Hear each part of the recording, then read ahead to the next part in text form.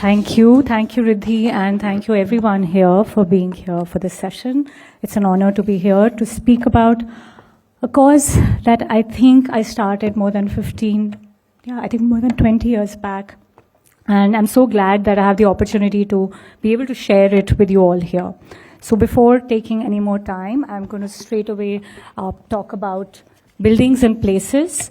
And we're here, we've been hearing a lot about stories on music, stories of food, and so much more: craft, saris, outfits, fashion, clothes, everything.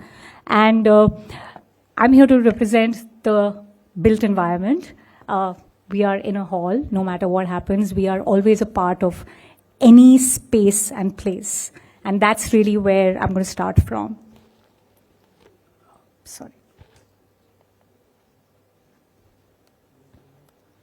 Sorry, the slides are not moving. Just one second. Yeah. So, geographical indication for the built environment. How do we identify building stories? We're going to talk about where places meet design. We move through cities without truly seeing them. We experience spaces without knowing their stories. Unlike art, fashion, food, architecture remains largely experienced, unspoken, undocumented, and origin, intent, ideation, design fades into the background of everyday life. What if that changed? What if our buildings carried a mark of their origin? GI is fairly simple. It's a symbol of authenticity that speaks to the unique qualities of that particular region. It is familiar to any shopper who's choosing to buy Mysore silk over generic silk, Darjeeling tea over black tea, Roquefort cheese over blue cheese, cognac over another drink, and of course we spoke about wines in so much detail. The histories and knowledge of food is essential, and it is easily communicated through their names and tags. Unfortunately, buildings don't play that game.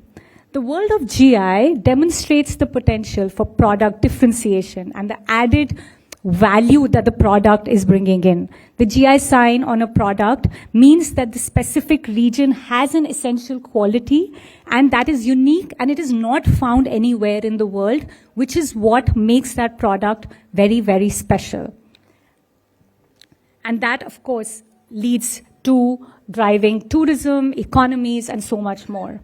When it comes to the built environment, unfortunately, the built has moved away from the environment. The construction industry is a key polluter, contributing to over 30% to greenhouse emissions annually.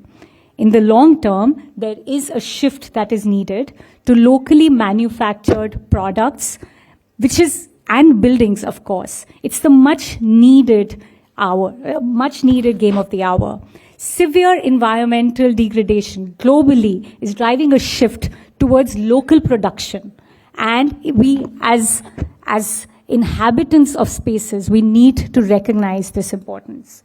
The built environment shapes our experiences, the homes we live in, the workspaces we work in, the schools we learn in, the public spaces, and the leisure spaces that we enjoy.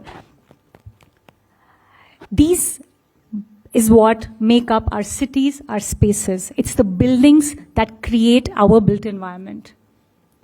Unlike the other arts, fashion, music, however, which are all a matter of choice. You could be interested in music, you could be interested in food, you could be interested in fashion.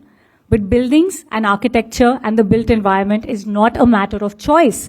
We have to occupy space at all points of time, whether we choose to or not.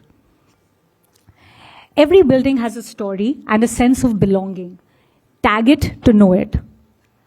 Victor Hugo, a very famous writer, very famously said that the city is a writing and we, the users of the city, are the readers.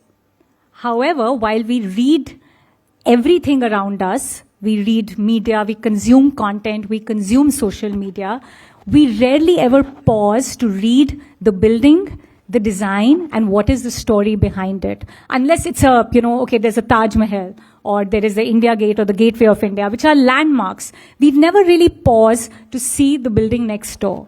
We never really pause to find out what is the story of a building. We may go to a restaurant and occasionally say, oh, I love the design.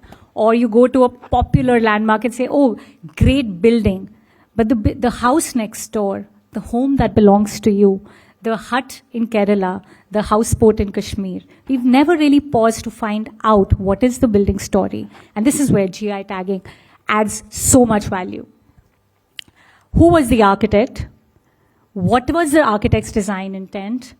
Why is a building made a certain way?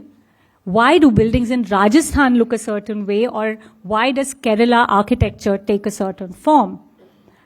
The building next door is seldom noticed, understood, forget ever being talked about. I must take a moment actually to thank the India Today group for giving this whole opportunity to India Today Home, where we actually talk about architecture, design, and homes that play a very, very important part today. The architects and architecture need to hold their ground together. It is usually the architecture that gets talked about and the architect stays behind the doors. Can GI sign be a mark of pride in buildings? This is what the world has been doing for centuries. This is collected from all over the world, from UK to the US, Australia, and everywhere, where buildings are tagged, where buildings have a plaque, where buildings talk about what is special about that building, along with the architect who created it, with the complete story, why it should be there. This is all of Manhattan.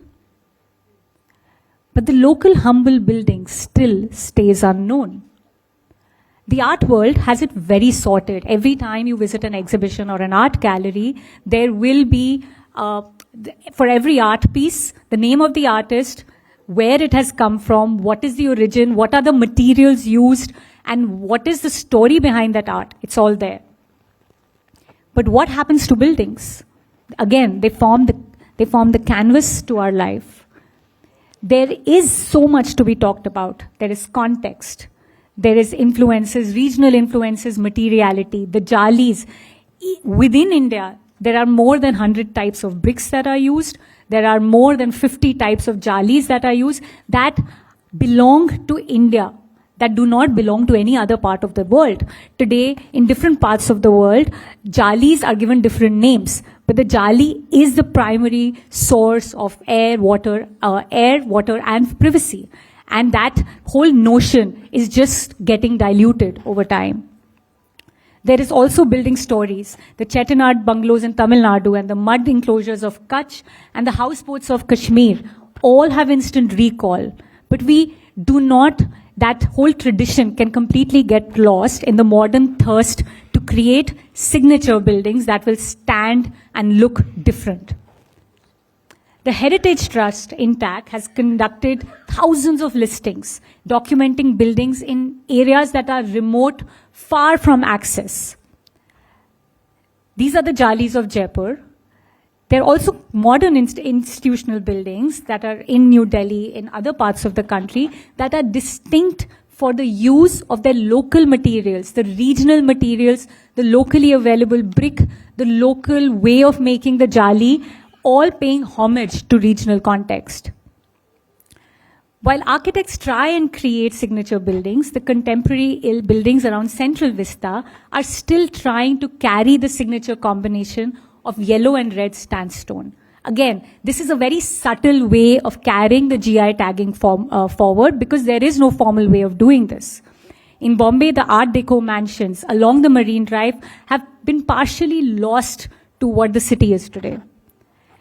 So there is a new trending tag amidst this world, the modern world of hashtags we are living in.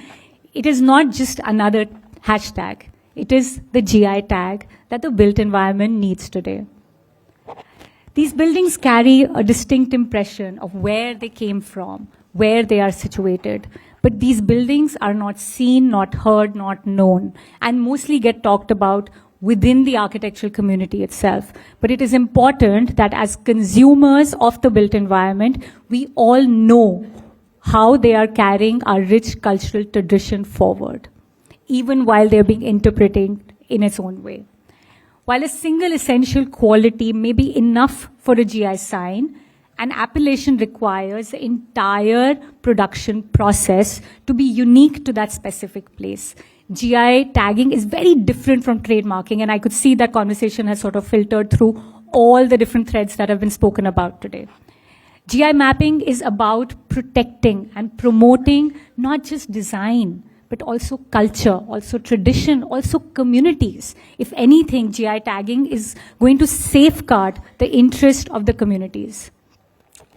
So buildings, while buildings are a visual phenomena that is mostly eaten with our eyes, little to nothing is done to help them be known, be seen, and be heard. Imagine what the GI sign can do for buildings. GI has the potential to bridge the gap. GI has the potential to give architecture, design, and the built environment a voice today. Not only will it drive tourism, knowledge, but it will do so much more in preserving culture.